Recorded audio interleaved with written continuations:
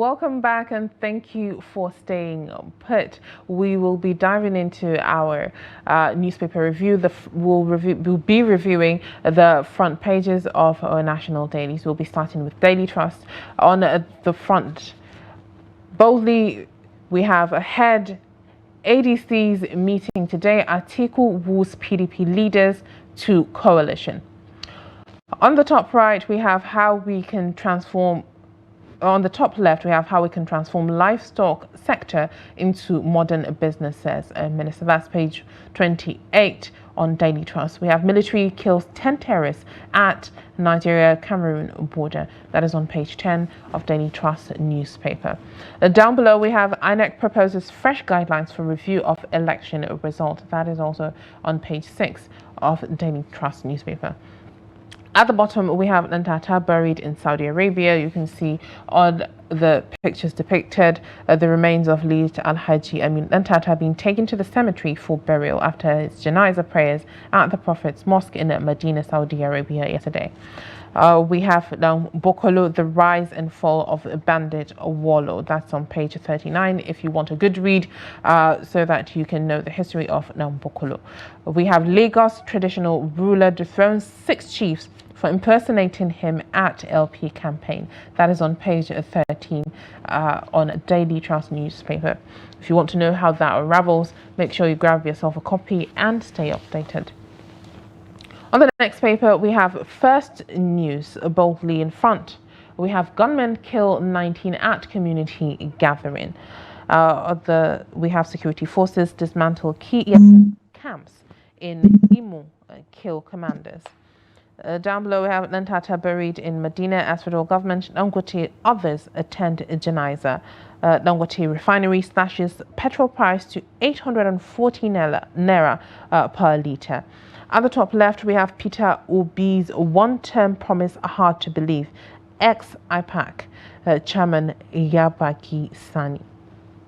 We have reps demand breakdown of Rivers 1.48 trillion naira budget, questions 24 billion naira CCTV allocation. We have cult clashes claim 1,686 lives in 5 years. That is a report on First News if you want more. We have Trump hints at deporting Elon Musk. That would be an interesting read and like to see how that unravels. That is on First News as well. We have at the top, fuel subsidy scam benefited everyone, including law enforcement agencies. That is from Bauer, a former EFCC chairman. That is all we have on the papers. Joining me to review some of the headlines on the pages of today's newspaper is former Director News of Voice of Nigeria, Ben Shamang. Thank you for joining us this morning. Thank you for having me. All right. Boldly in front of, we'll start with Daily Trust. Boldly in front of Daily Trust, we have ahead of ADC's meeting today, Atiku woos PDP leaders to coalition. What are your thoughts on that and them dumping the idea of an ADA and moving to having an ADC? Well, you see, one is still worried as to this political journey. Worried because here we are, they have not renounced their membership of PDP. At the point we told they had some agreements with some SDP. From SDP moved to ADC. So if that is the final bus stop, now we're seeing that PDP members are being wooed to join the alliance. Is the alliance a political party now, or is now going to be, is the coalition a political party now, or they are now going to coalesce themselves into the ADA, the All Democratic Alliance? So that is left to be seen. Even when they move, of course, they're going to meet people who have been in ADC for that long. And now, when you reach there, would they say, because you are high there, those of you coming, either former ministers, former governors, former this, former that, therefore, ADC will just collapse itself and just give you automatic ticket and everything. Or those people who feel, look, we've been nurturing this political party for this long. You cannot come today and simply sweep us under the carpet. Now, if they don't manage that vision very well, it's still going to be a crisis upon crisis, just like every other party in Nigeria is facing today, especially the major political parties. Labour is in crisis, APC in crisis, PDP in crisis, so how do we come out of this? It's left to be seen. We now need to see their art, their ability to resolve crisis. And party administration is key. Party discipline, key. Party internal democracy is key. All right. Speaking of INEC, let's look at this headline. INEC proposes fresh guidelines for review of election results.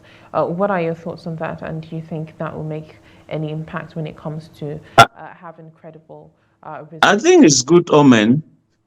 It's good news that results. INEC wants to now take a second look at how election collection, election sending of election to collection centers. How is it done? I wish that right from the polling booth there, the moment you cast your vote, the result flies immediately to the central position or collection center, because instead of a polling booth, you go to a local government. From local government, it could move to a senatorial district or before going to the state. That is a long process. And this idea of always carrying things physically, when I say things, we're talking about a very sensitive material like the election results sheet. Why don't we simply announce the results as they are announced after the election? Then it simply passes to the collection center. In fact, at that point, the person with that result can even go home, believing that the correct thing has gone. If we can cash money, you stay in Abuja and cash money in Lagos or America, why can't we do it in Nigeria? I think it's a doable thing. INEC should also come out very fast in terms of voter education and how the result will be announced.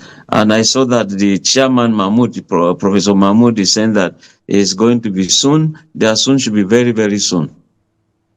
All right. Let's look at this headline. Military kills 10 terrorists at Nigeria-Cameroon border, coupled with, Nambokolo, the recent neutralization of Nambokolo, where there's a story there, the rise and fall of bandits swallowed. What is your take on, the recent killings of 10 terrorists at the Nigeria-Cameroon border, and as well as, the neutralization of Nambokolo? Yeah, you see, since it's coming around Cameroon-Nigeria border, that also tells you that probably the terrorists were under intense heat or fire on the side of Cameroon, and they ran into Nigeria, and Nigeria did the finishing game. And that is what is expected of any terrorist that is in Chad. They join hands with Nigeria. Unfortunately, Chad and Niger, they all have pulled out from the multinational joint task force. So in pulling out, you could see that terrorism does not know boundaries. So we still expect all the same that once there is a terrorist attack in Chad, Nigeria should also get a set. Should there be a push and they move to Nigeria? So good thing that the Nigerian military, the security agencies are alert and they've been able to do all of this. And when Kachala, the Dambokolo was also killed, some people said it's a very, he was deadly and he could overrun a village, but thanks to the resilience of the community actually came on board to salvage a situation. So we need the civilian joint task force to work with the security agencies to ensure that all these criminals hiding or hibernating in bushes around communities, they are kind of dealt with. But also we expect too that the security agencies should begin to assist even those communities that have helped in killing some of these bandits, so that we don't begin to get some retaliatory attacks from them. It's doable all the same, but the security agencies, yes, must work with the civil society. Civil society work with the security, provide the information, and also be one of those leading, because you know the environment, you also know some of the bandits. All right, Mr. Shamang, let's look at the Minister of Livestock Development. He said there can be a way to transform Nigeria's livestock sector into modern business. What is your take on that?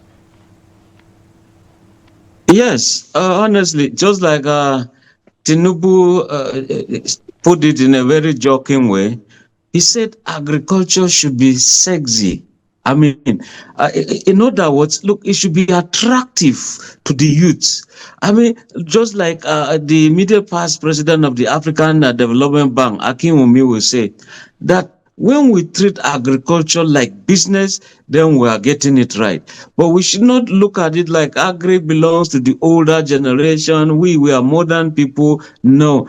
So a good thing is that the Minister of Agriculture and Livestock Development, before now, we heard him saying that there's going to be a prayer summit so that the bushes will be attack free and all that stuff. It goes beyond all. Let's not stay in Abuja in offices and begin to pray for the bushes to we can't pray and our grains will just germinate in the bushes.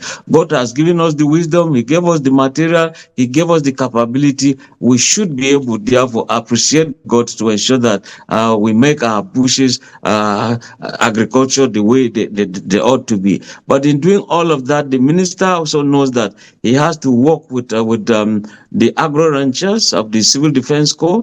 He has to work with the security agencies. But again, what does it take? Can there be some negotiations? Can there be some talks with with the attackers? It does not matter where they're coming from. How do we? When I say the attackers, I'm talking of farmers' herders clashes. I'm not talking about terrorists. Terrorists, they have already taken up arms against the state. But when we're talking about I want to rear my cows. I want to farm my farm. You need my maize. I need your meat.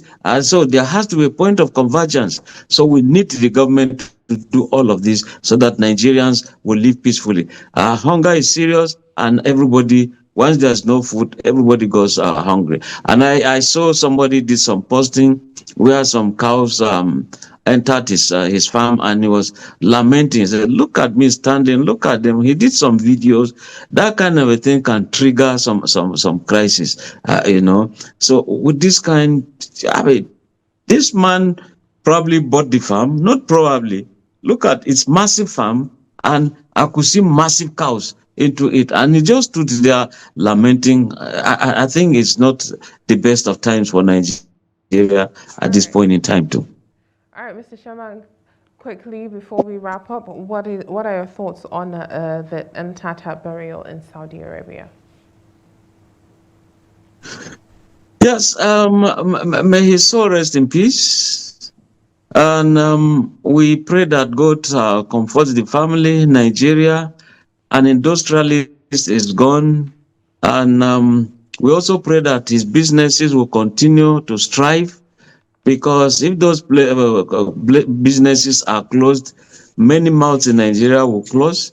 And that's why you can see an international businessman has gone. But one was worried when I saw that some people said a Kano businessman is like, you shouldn't just be a Kano businessman. An international businessman in Nigeria is gone, is no more. So it's a loss for humanity, it's a loss for Nigerians, it's a loss for everybody who actually means well and believes in humanity. Sanctity of life is it. And that is why you also saw the caliber and people who went for this burial. All right, thank you very much, Mr. Ben Shamang, for always finding time to shed more light on recent happenings. Have a great day. Thank you for having me. All right. All right, that is all we have on a Daybreak today. Make sure you tune in tomorrow morning at 8 a.m. so that you do not miss out on interesting and engaging conversation. Hawa Adamikiawa, thank you for being with us.